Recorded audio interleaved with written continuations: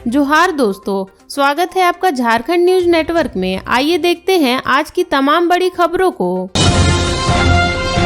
जरमुंडी थाना के एएसआई राजकुमार सिंह घूस लेते गिरफ्तार, एसीबी ने ऐसे किया ट्रैप। दुमका के जरमुंडी थाना के एएसआई राजकुमार सिंह को एंटी करप्शन ब्यूरो की टीम ने 10,000 रुपए रिश्वत लेते हुए रंगे हाथों गिरफ्तार किया है। इस मामले में एएसआई के एक सहयोगी स्वरूप सिन्हा को भी एंटी करप्शन ब्यूरो की टीम ने गिरफ्तार किया है। इसके विरुद्ध एंटी करप्शन ब्यूरो के दुमका स्थित परमंडलीय कार्यालय में एक पीड़ित शख्स गढ़री के अभिषेक कुमार ने शिकायत की थी। अभिषेक कुमार ने बताया कि उसके विरुद्ध बिजली चोरी का केस हुआ था, जिसके बाद वे पुलिस पदाधिकारी के घर जाकर दबाव दे रहे थे। वह पदाधिकारी उन्हें टॉर्चर कर रहे थे। केस के राहत दिलाने के नाम पर उन्होंने 50,000 रुपए की मांग की थी। पूरे मामले में थक हार कर अभिषेक ने एंटी करप्शन ब्यूरो से शिकायत की। 21 फरवरी को अभिषेक ने रिश्वत की राशि की पहली किस्त यानी 10,000 रुपए एएसआई को दी। रिश्वत के रुपए लेकर उसे गिनने के बाद एएसआई ने नवाडी निवासी स्वरूप सिन्हा को थमा दिया।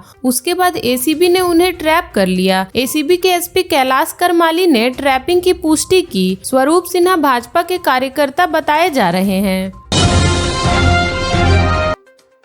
भंडरिया में नक्सलियों का उत्पात, कंस्ट्रक्शन साइट पर तोड़फोड़, मजदूरों से मारपीट। गढ़वा जिले के भंडरिया थाना क्षेत्र में नक्सली संगठन जेजेएमपी ने उत्पात मचाया। करीब आधा दर्जन नक्सली डरिया थाना क्षेत्र के उस स्थान पर पहुंचे जहां पुल निर्माण हो रहा था। नक्सली वहां लेवी मांगने गए थे। निर्माण स्थल पर नक्सलियों ने तोड़फोड़ की और मजदूरों से मारपीट भी की। घटना मंगलवार 2 फरवरी के देर रात की है। बता दें कि डरिया थाना क्षेत्र के अड्डा महुआ और कंजिया गांव को जोड़ने वाली सरस्वती नाला का पुल का निर्माण किया जा रहा था। इसी बीच आधी रात को नक्सली लेवी वसूलने के लिए कंस्ट्रक्शन साइट पर पहुंचे। वे वहां हथियार के साथ आए थे। हथियार के बल पर उन्होंने साइट पर तोड़फोड़ शुरू कर दी। नक्सलियों ने पोकलेन मशीन में तोड़फोड़ किया, साथ ही वहां मौजूद मजदूरों से मारपीट भी की। नक्सली 3 मोबाइल और एक मोटरसाइकिल भी अपने साथ ले गए। घटना की जानकारी मिलते ही भंडरिया थाने की पुलिस मौके पर पहुंची और मामले की छानबीन में जुट गई है। घटना से इलाके में दहशत का माहौल है। गौरतलब है कि पिछले कुछ दिनों से इन क्षेत्रों में नक्सली काफी सक्रिय हैं। वे लेवी की मांग को लेकर लगातार निर्माण कार्य को बाधित कर रहे हैं। झारखंड के आदिवासी अन्य वोटर से मतदान में है आगे, 2019 के आंकड़े दे रही गवाही। झारखंड में जनरल और अनुसूचित जाति वर्ग के मतदाताओं से अधिक जागरूक आदिवासी वोटर हैं।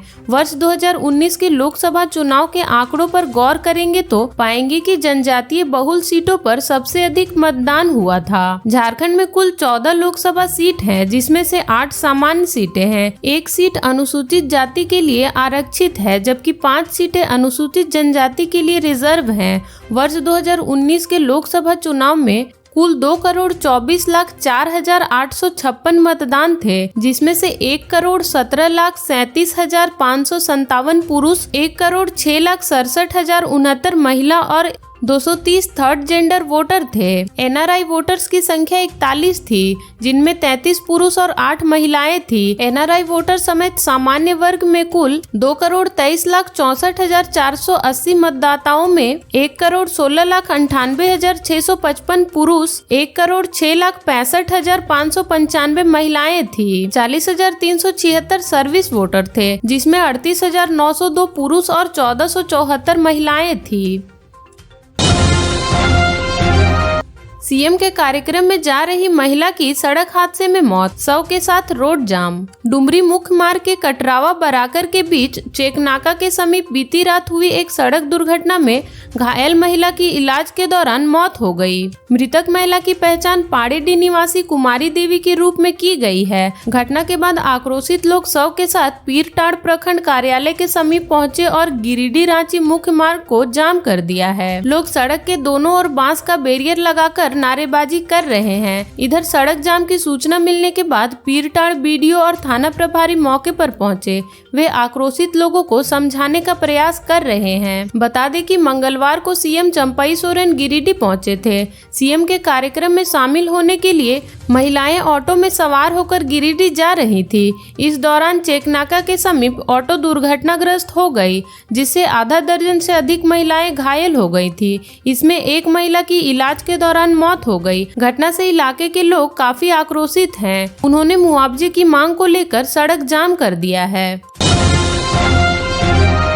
धार्मिक नारा नहीं लगाने पर छात्र से मारपीट, पुलिस से सुरक्षा की गुहार। सीबीएसई बोर्ड की परीक्षा देने गए 15 वर्षीय छात्र ने जब धार्मिक नारा लगाने का विरोध किया तब उसके साथ मारपीट की गई। छात्र डोरंडा के राइन मोहल्ला का रहने वाला है। इस मामले में छात्र की शिकायत पर एक नामजद सहित अन्य अज्ञात पर चूटिया थाना क्षेत्र में केस दर्ज किया गया है। इसमें आरोपी युवकों पर धार्मिक भावना को ठेस पहुंचाने, मारपीट करने और गाली गलौज करने का आरोप लगाया गया है। छात्र ने पुलिस को बताया कि वह 19 फरवरी को सीबीएसई बोर्ड की पहली परीक्षा लिखने ऑक्सफोर्ड पब्लिक स्कूल गया था। परीक्षा देकर वह दिन के करीब 1:30 बजे स्कूल से बाहर निकला। तब उसे 10 से 15 लड़के ने घेर लिया और उसके साथ मारपीट करने लगे। इसी क्रम में काले रंग की एक गाड़ी की डिक्की के अंदर उसे बैठाकर कड़ा से सिर पे वार किया गया। मारपीट के बाद आरोपी युवक छात्र को वहां से कुछ दूर ले जाकर उसे धार्मिक नारा लगाने के लिए प्रताड़ित करने लगे। जब युवक ने ऐसा करने से इनकार कर दिया तब उसके साथ फिर मारपीट करने लगे। छात्र के अनुसार उसे तब तक प्रताड़ित किया गया जब वह धार्मिक नारा लगाने के लिए विवश नहीं हो गया। धार्मिक नारा लगवाने के बाद आरोपी उसे वहीं छोड़कर चले गए। घटना के बाद कुछ दूर जाकर युवक ने खुद का इलाज कराया और अपने दोस्तों की मदद से घर पहुंचा। छात्र ने पुलिस को बताया कि उसकी परीक्षा अब 26 फरवरी, 2 मार्च, 11 मार्च और 13 मार्च को है, इसलिए इस दौरान उसे परीक्षा केंद्र आने जाने में कोई परेशानी न हो, इसके लिए पुलिस उसे सुरक्षा उपलब्ध कराए। विधानसभा को समय पर जवाब उपलब्ध कराए पदाधिकारी, विधेयक समय पर आए। विधानसभा अध्यक्ष रविंद्रनाथ महतो ने आगामी बजट सत्र को लेकर आला अधिकारियों के साथ बैठक की।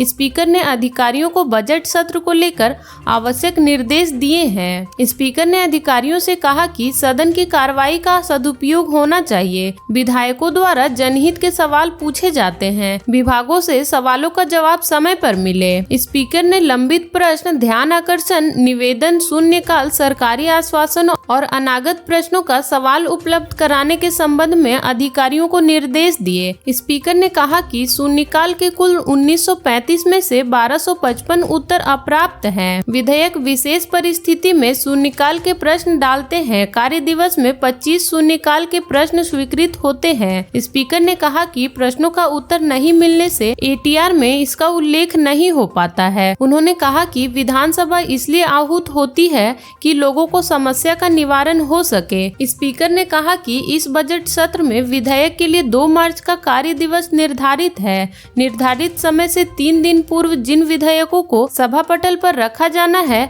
अथवा किसी प्रकार का विधेयक से संबोधन होता है तो उसकी प्रतियां विधायकों को उपलब्ध कराई जाए। स्पीकर ने अधिकारियों को विधानसभा की सुरक्षा और पुलिस बल को लेकर आवश्यक निर्देश दिए हैं। सत्र के दौरान चिकित्सा व्यवस्था की भी जानकारी ली।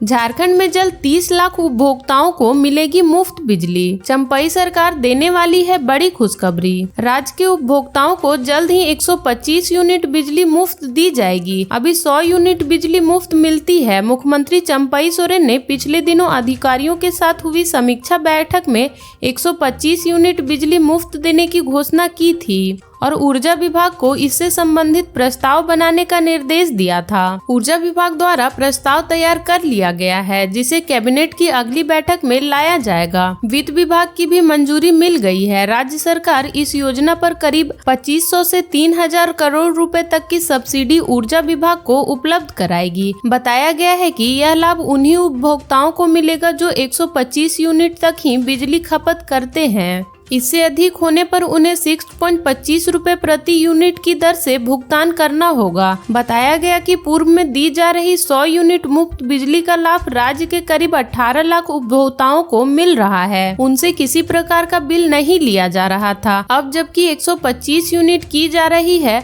तब उपभोक्ताओं की संख्या करीब 30 लाख हो जाएगी। राज्य में इस समय कुल 58 लाख बिजली के उपभोक्ता हैं। इसमें से 30 लाख उपभोक्ता 125 यूनिट फ्री बिजली के दायरे में आ जाएंगे। किनको मिलेगा लाभ? झारखंड का निवासी होना चाहिए। जो उपभोक्ता प्रति माह 125 यूनिट या उससे कम बिजली की खपत करते हैं, केवल वही इस योजना का लाभ उठा सकते हैं। शहरी तथा ग्रामीण क्षेत्र के उपभोक्ता योजना के लिए पात्र हैं। कोयला व्यवसायी अभिषेक की हत्या में शामिल 3 उग्रवादी गिरफ्तार। पिपरवार और खलारी थाना क्षेत्र के कोल व्यवसायी अभिषेक श्रीवास्तव की हत्या में शामिल रहे टीपीसी के 3 उग्रवादियों को चतरा पुलिस ने गिरफ्तार कर लिया है। इन उग्रवादियों के पास से भारी मात्रा में हथियार व अन्य सामान जब्त किए गए हैं। गिरफ्तार उग्रवादियों में रांची के मैकलुस्कीगंज थाना क्षेत्र के धमधमिया माइंस कॉलोनी निवासी के सब जोनल कमांडर अभिषेक उर्फ शोभित शर्मा उर्फ राजा, लातेहार के बालूमाथ के मुरपा गांव निवासी एरिया कमांडर इरफान अंसारी उर्फ तूफान और रांची के खलारी थाना क्षेत्र के जमुआ धौड़ा गांव निवासी संदीप लोहरा उर्फ बसंत शामिल हैं। यह जानकारी एसपी राकेश रंजन ने मंगलवार को प्रेस वार्ता के दौरान दी। एसपी ने बताया कि कुछ दिनों से जिले में पिपरवार और टंडवा थाना क्षेत्र के कोल व्यवसायी व विकास कार्य से जुड़े व्यवसायियों को इन उग्रवादियों के नाम पर जान से मारने की धमकी देकर लेवी मांगी जा रही थी।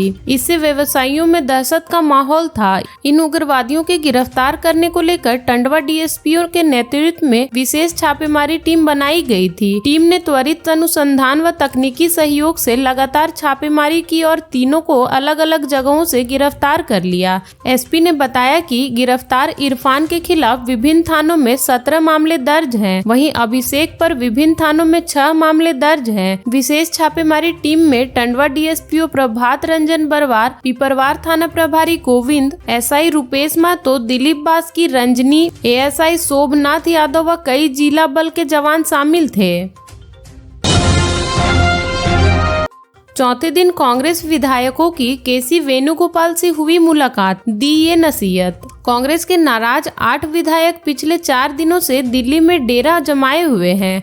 आखिर चौथे दिन विधायकों की मुलाकात पार्टी के आला नेता व राष्ट्रीय महासचिव केसी वेणुगोपाल से हो गई। राष्ट्रीय महासचिव श्री वेणुगोपाल ने विधायकों से अलग अलग मुलाकात की। विधायकों की बात सुनी। राष्ट्रीय महासचिव के संगठन और सरकार के साथ मिलकर काम करने की नसीहत देकर लौटाया। उन्होंने कहा कि जो कमियां रह गई है उन्हें दूर किया जाएगा। गठबंधन की सरकार बेहतर तरीके से चले और जनता का काम हो, सबकी सामूहिक जवाबदेही है। वर्तमान चुनौतियों में उन्होंने विधायकों से एकजुट रहने को कहा। विधायकों का कहना था कि मंत्रिमंडल के विस्तार में जल्दबाजी से फैसला लिया गया है। विधायकों से संवादहीनता रही है। विधायकों का कहना था कि हम संगठन के पक्ष में ही बातें कर रहे हैं। मंत्रियों को संगठन के साथ लेकर चलना चाहिए। पिछले 4 वर्षों से मंत्रियों के काम पर भी विधायकों ने सवाल उठाया है। विधायक की शिकायत थी कि प्रदेश स्तर पर उनकी बातें नहीं सुनी गई है। आय से अधिक संपत्ति के मामले में लोकपाल की जांच पर रोक नहीं। शिबू सोरेन की याचिका खारिज, बढ़ सकते हैं मुश्किलें। दिल्ली हाईकोर्ट ने आय से अधिक संपत्ति मामले में लोकपाल की जांच का सामना कर रहे झामुमो प्रमुख व सांसद शिबू सोरेन की ओर से दायर अपील याचिका पर मंगलवार को सुनवाई की। जस्टिस रेखा पल्ली और जस्टिस सुधीर कुमार जैन की खंडपीठ ने हाईकोर्ट में एकल पीठ के फैसले पर चुनौती देने वाली याचिका पर सुनवाई के दौरान दोनों पक्षों को सुना।